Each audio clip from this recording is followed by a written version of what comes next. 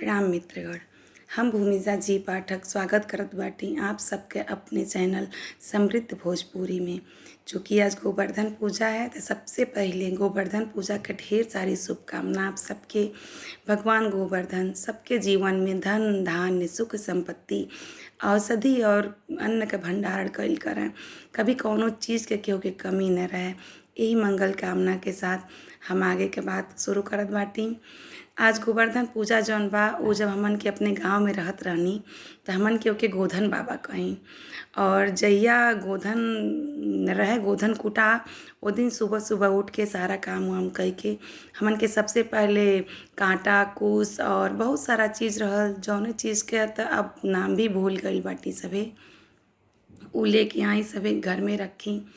फिर बहुत दिन पहले से ही गाय के गोबर हमन के इकट्ठा कइल शुरू कर दी। काहे कि गोधन बाबा गाय के गोबर से बनावल जाओ उस समय। तो गोधन बाबा बने, गोधनी माता बने और पहरेदार बने और चौकोर आयत खींच के तब वहीं में बनावल जाए लोगन के। तो सुबह सुबह हमन के उठ के जाके गोबर ले आके एठो नियत स्थान रहे जहाँ गोधन बाबा बना गाँवे में। आज भी वो स्थान बाटे। एक ठो हमार बाबा हमें उन्हीं के दुआरे पे हमन के बनाई गोधन बाबा। फिर सुबह सुबह सारा लड़की मिलके गोधन बाबा बनावे और गाना गावे। निबिया के दाढ़ी मैया डारे लीन झूलनवा होके झूली झूली ना।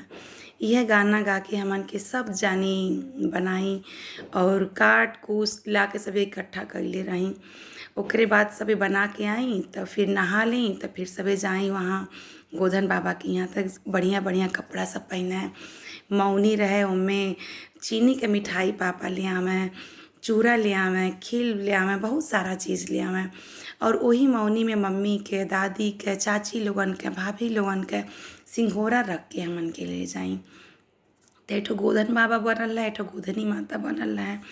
तो वहाँ जाके सबसे पहले जे हमन के चाचा भैया रहे ते गोधन बाबा के जनेऊ पहनावे और जे केहू माता बहन रहे जे ते सिंदूर पहनावे गोधनी माता के, तेल लगावे। काजल का जौन कजरौटा रहे ओसे वो तेले के ऊपर ज्योति जलत रहे।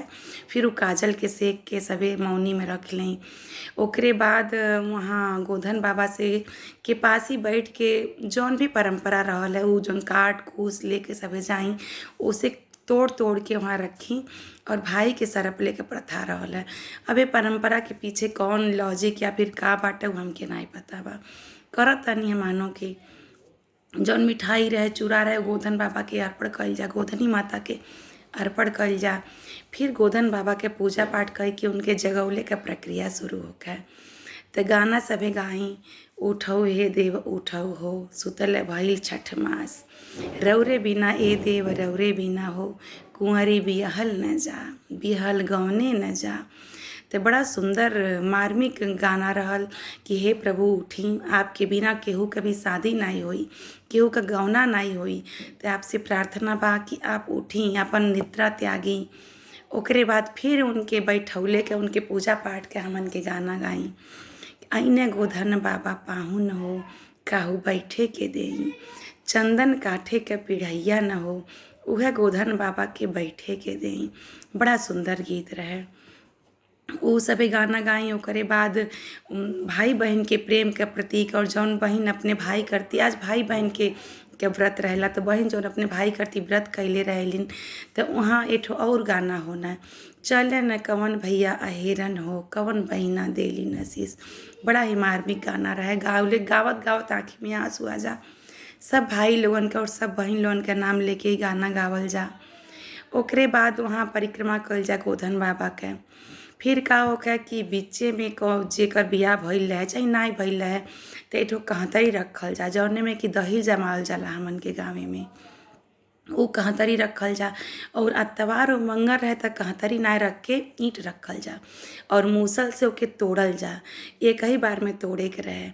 और ओकरे बाद जौन चौकोर के रहेला वो ए पार से ओ पार से मूसल के बीच में रख के मूसल के सहायता से ए पार से ओ पार कूदे के रहे। 5-5 बार सब लड़की कूदें।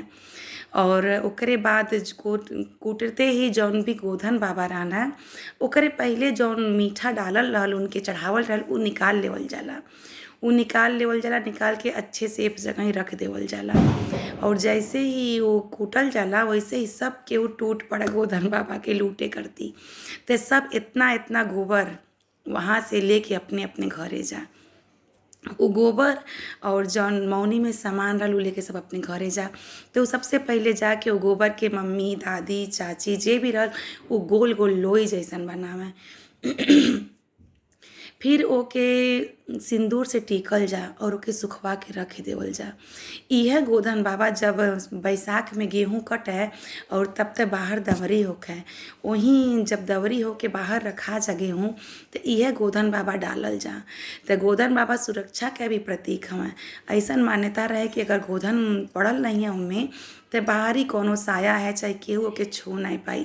तो अपन गोधन बाबा एकर भी प्रतीक हमें कि वो सुरक्षा का प्रदान करे ना हमन के। तो उनसे हमन के सुरक्षा के भी आशीर्वाद लेवल जाई। ओकरे बाद हमन के का करें कि जौन मीठा बीन के ले आइल रही वो अपने अपने भाईन के खियावल जा। लड़की नहीं खा काहे कि हमन के व्रत रहे। तो ऐसन मान्यता रहे कि वो खइले के बाद उम्र जौन सरपले रहेला सब वो दुगुना कह के उम्र के बढ़ोतरी करेला। ओकरे बाद हमन के गांव के बाहर तालाब रहे वहाँ जाई, वहाँ जाके सूर्य भगवान से अर्घ देई और भाई के लंबी उम्र के प्रार्थना करी। 7-7 बार हमन के जल के अर्घ देई और कहें कि हे प्रभु भाई के हमरे लंबी सूरज चांद जैसन लंबी उम्र होखे। तो वो भाई बहन के प्रेम के प्रतीक भी दर्शावेला गोधन बाबा। ओकरे बाद हमन के वहाँ से आई, फिर मम्मी लोग अच्छा अच्छा खाना दे, खीर पूड़ी दाल पूड़ी खीर फरा आज के यह भोजन होला। और ओकरे बाद पूरा दिन कोनो काम नहीं करे करे, पूरा दिन मौज मस्ती सबे करी और बहुत अच्छे से दिन व्यतीत होकर। आज भी वो दिन याद करके बहुत खुशी भी होला और दुख भी होला। खुशी ए बात का कि आज वो परंपरा धीरे धीरे लुप्त होत जात बाटे। आ खुशी ए बात का कि हमन के वो सच्चा जौन भी जीवन रहल इतना बढ़िया परंपरा निभाते हुए हमन के कितना आनंद पूर्वक जीवन जियत रहनी। तो मित्र लोगन ये सब आप लोगन के ऐसे बतावल गइल बा कि जेके पता बा तेके तो पता बा, जेके नहीं पता बा तेहू जाने कि आज जौन गोधन बाबा बाटे वो कितना महत्वनीय और कितना पूजनीय हमें। यही के साथ हम विराम देतानी। जय गोवर्धन बाबा, जय गोधन बाबा, सब पर कृपा बनौले रही अपन स्वामी।